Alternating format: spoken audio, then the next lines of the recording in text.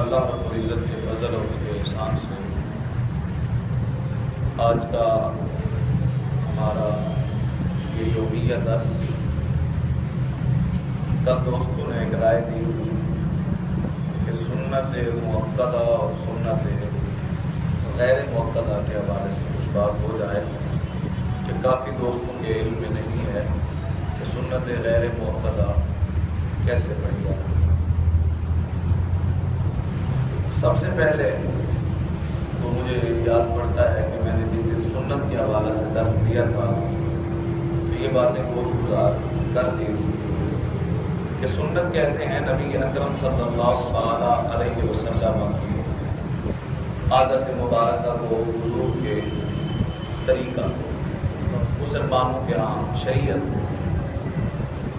ویسے سنت کا معنی یہ ہے کہ کسی کا بھی کوئی طریقہ، چاہے وہ اچھا طریقہ ہو یا وہ برا طریقہ ہو، اس کو سنت کہا جاتا ہے۔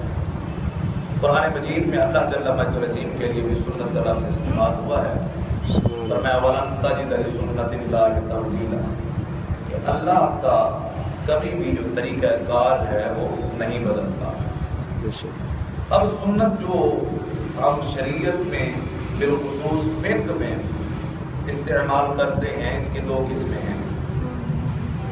ایک سنت مؤکدہ ہے اور دوسری سنت غیر مؤکدہ ہے۔ سنت مؤکدہ کا مطلب یہ ہے کہ اس کو ادا کرنا ضروری ہے، لازمی ہے۔ جو بندہ سنت مؤکدہ کو ترک کرے گا وہ فاسق معلن ہوگا، یعنی اعلانیہ فسق کرنے والا ہوگا۔ دوسری جو علماء نے ایک وجہ لکھی ہے وہ یہ ہے کہ سنت مؤکدہ ادا کی جاتی ہیں فرائض میں اگر کوئی نقص، کوئی کمی یا کوئی اس میں تھوڑی بہت انسان سستی کرتا ہے تو سنت اس کمی کو پورا کر دیتی ہے اور یوں اس کا ثواب اور اس کا اجر ضائع نہیں ہوتا۔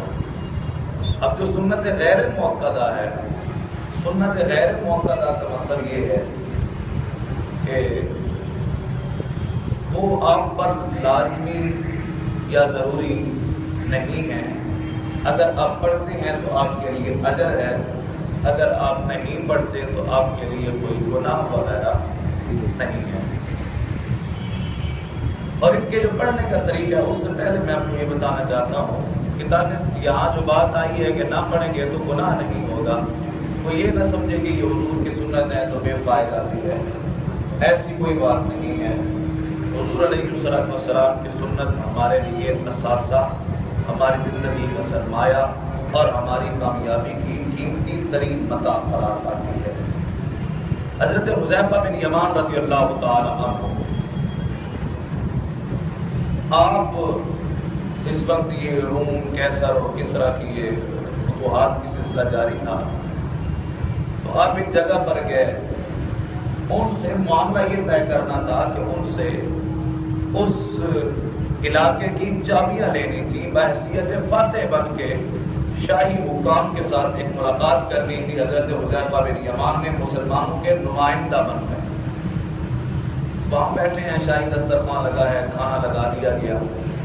کھانا کھاتے کھاتے حضرت حذیفہ بن یمان سے ایک لقمہ نیچے گر گیا۔ اب لقمہ نیچے گرا، حضرت حذیفہ بن یمان نے بغیر کسی تأمل، کسی تفکر یا تدبر کے، کوئی سوچ بچاج، کوئی اپنی پرسنالٹی، کوئی شخصیت کا وقار آڑے نہیں آیا، فوراً سے وہ لقمہ نیچے سے اٹھایا، اس کو صاف کیا اور کھا لیا۔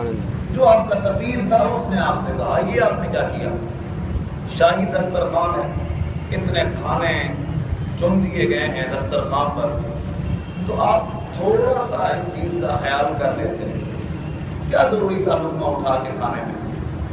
تو حضرت حذیفہ بن یمان نے اپنے اس معاون، اپنے اس مشیر کی طرف غور سے دیکھا اور بڑا قیمتی جملہ ایک تاریخی ارشاد فرمایا انترک سنت نبینا لہؤلاء الحمقاء، کہ میں ان چند پاگل اور بے وقوف لوگوں کی وجہ سے اپنے نبی کی سنت کو ترک کر دیتا ہوں۔ اور ارشاد فرمایا کہ تم یہ سمجھتے ہو کہ ہماری عزت اور ہمارا وقار اس ریاست اور اقتدار کی وجہ سے ہے، تو ہرگز نہیں۔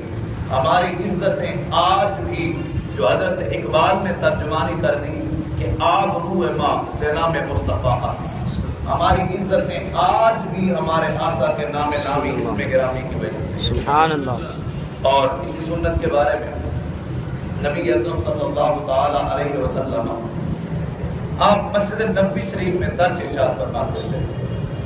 معمول تھا ہفتے میں 3 دن درس ہوتا اور حضور 3 دن ہی درس دیتے۔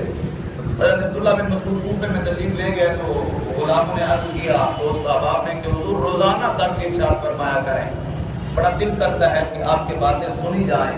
حضرت عبداللہ بن مسعود فرمانے لگے کہ ہمارے آقا 3 دن درس دیا کرتے تھے، میں بھی 3 دن ہی دیا کرتا۔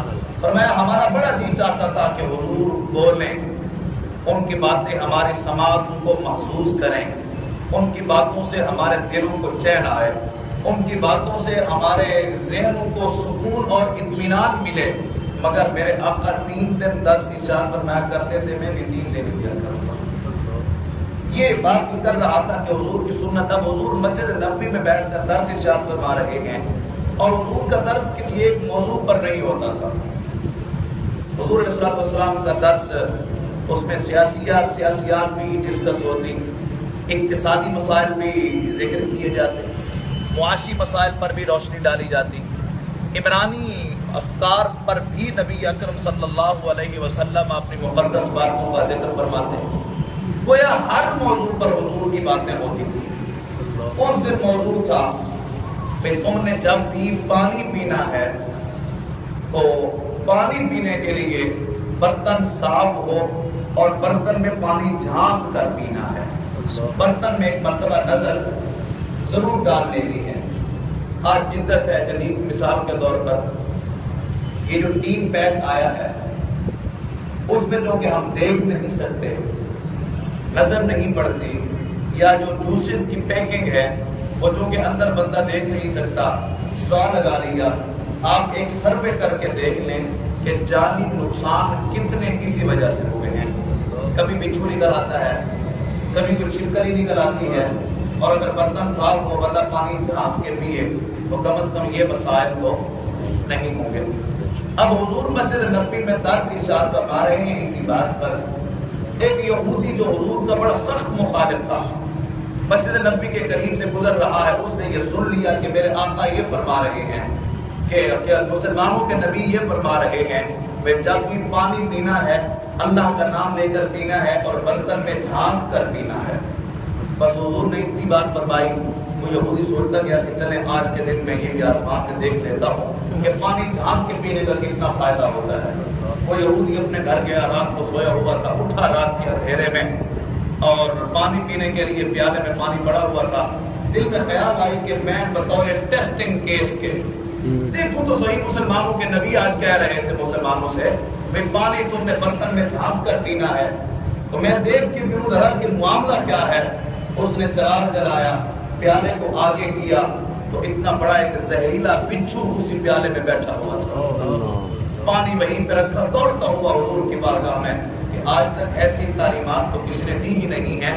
آج اگر میں مسلمانوں کے نبی پر عمل نہ کرتا تو میں تو ہلاک ہو گیا تھا۔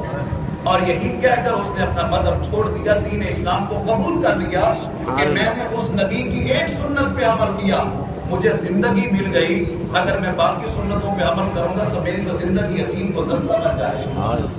حضرت عبداللہ بن مسعود رضی اللہ تعالیٰ عنہ کے پاس ایک شخص گئے اور جا کے عرض کیا حضور آپ کا آخری وقت ہے، جاتے جاتے مجھے کوئی وصیت فرمائی۔ حضرت عثمان غنی گئے تھے، کوئی وصیت فرما جائے، آپ کی 2 بیٹیاں ہیں، بیٹا کوئی نہیں ہے، تو ان کی معاشی تندرستی کے لیے میں کوئی علاج نہ کر دوں، میں آپ کے لیے کوئی وصیت نہ کر دوں، کوئی آپ کی معاونت نہ کر دوں۔ حضرت عبداللہ بن مسعود فرمانے لگے عثمان غنی میرے برادر گرامی، آپ یہ سمجھتے ہیں کہ میری بچیوں کو معاشی تندرستی پیش آئے گی؟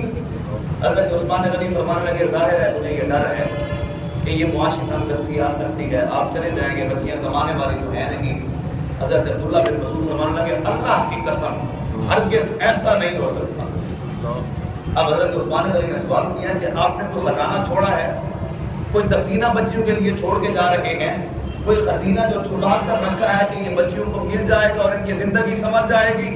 ارشاد فرمایا نہیں، میں نے اپنے آقا سے سنا تھا جو مغرب کی نماز کے بعد سورۃ الواقعہ پڑھے گا اللہ اسے اور کوئی مصیبت آ سکتی ہے، معاشی تنگدستی نہیں آ سکتی، سبحان اللہ، وہ بندہ کسی کا محتاج نہیں ہو سکتا، وہ بندہ کسی کے آگے ہاتھ نہیں پھیلا سکتا۔